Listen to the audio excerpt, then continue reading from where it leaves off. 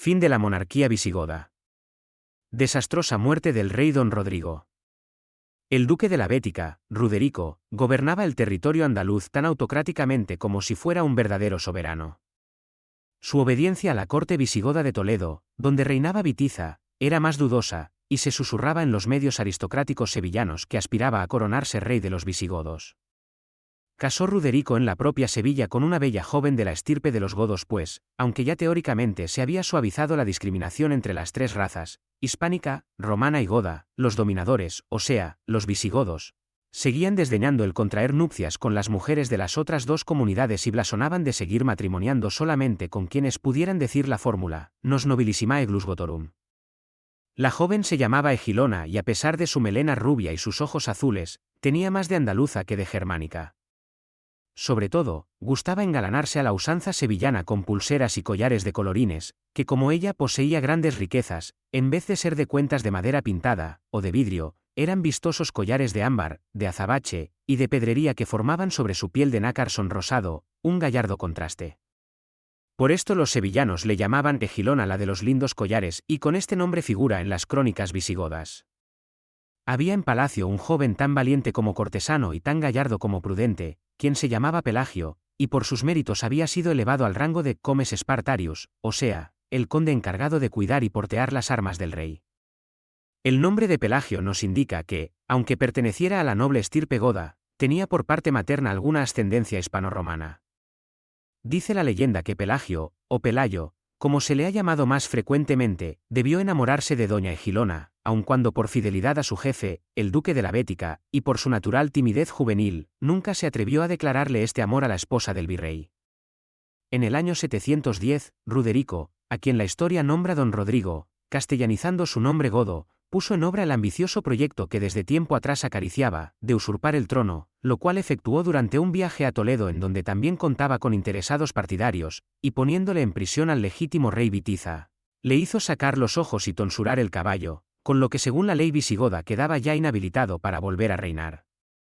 Don Rodrigo se estableció, pues, en Toledo, ya como rey, aunque sobre un trono tambaleante, puesto que los hijos de Bitiza, con ánimo de venganza y recuperar la realeza, hicieron tratos con los árabes que ya dominaban Marruecos, para obtener su ayuda y recuperar el trono.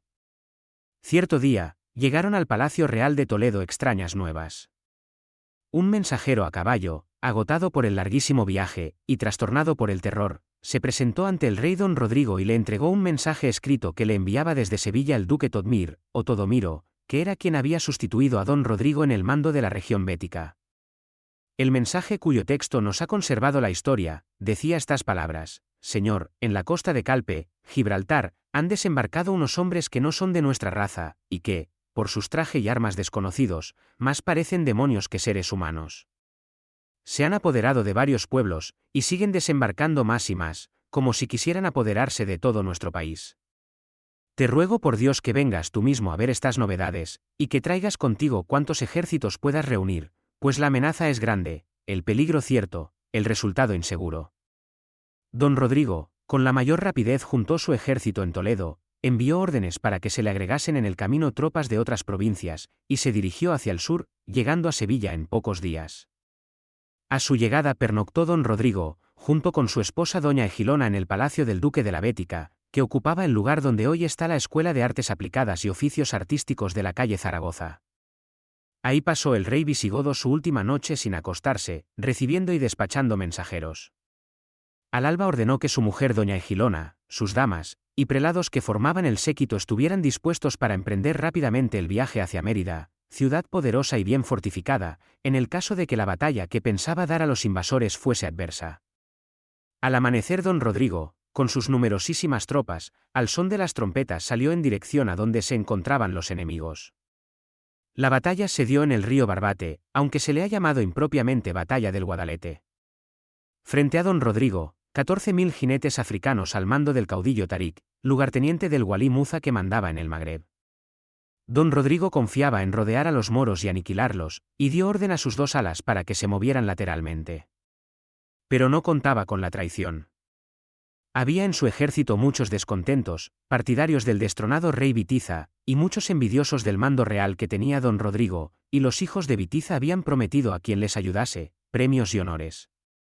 Así que el ala derecha del ejército visigodo que iba mandada por el obispo de Sevilla, don Opas, primo de Witiza, hizo una maniobra de alejamiento, y se pasó al bando de los moros, en el que venían los dos hijos de Witiza.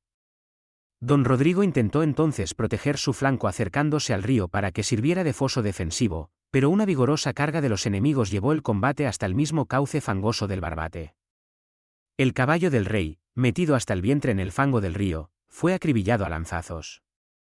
Del monarca solo se encontró después de la matanza, un botino borceguí con su espuela dorada. Así terminó la batalla del Barbate, y con ella la monarquía visigoda. El comes espartario don Pelayo pudo salvar, sin embargo, la corona de don Rodrigo, para impedir que la insignia real cayera en manos de los moros. Combatiendo a la retirada, con un pequeño grupo de godos, pudo abandonar el teatro de la batalla, y dirigiéndose a Sevilla, a donde llegó con el propósito de poner a salvo a la reina Egilona. Pero ya había llegado antes que él, algún grupo de fugitivos, dando noticias del desastre, y doña Egilona, acompañada de su séquito, había huido hacia Mérida donde se intentaba defender. Don Pelayo, con su pequeña hueste no pudo abrirse paso hacia Mérida, y para evitar que la corona de los godos, sagrado depósito en el que se cifraba el símbolo de la patria, pudiera caer en manos de los africanos, emprendió por vericuetos y trochas, apartándose de los caminos principales, vadeando ríos y cruzando montañas, el itinerario a Asturias, donde pensaba ya empezar la reconquista. Del orgulloso imperio visigodo español, solamente había quedado un caballo blanco ahogado en el fango de Barbate, y un fino zapato de cuero dorado, manchado de sangre. Su dueño, el rey don Rodrigo, desapareció, y con él, una etapa de la historia de España.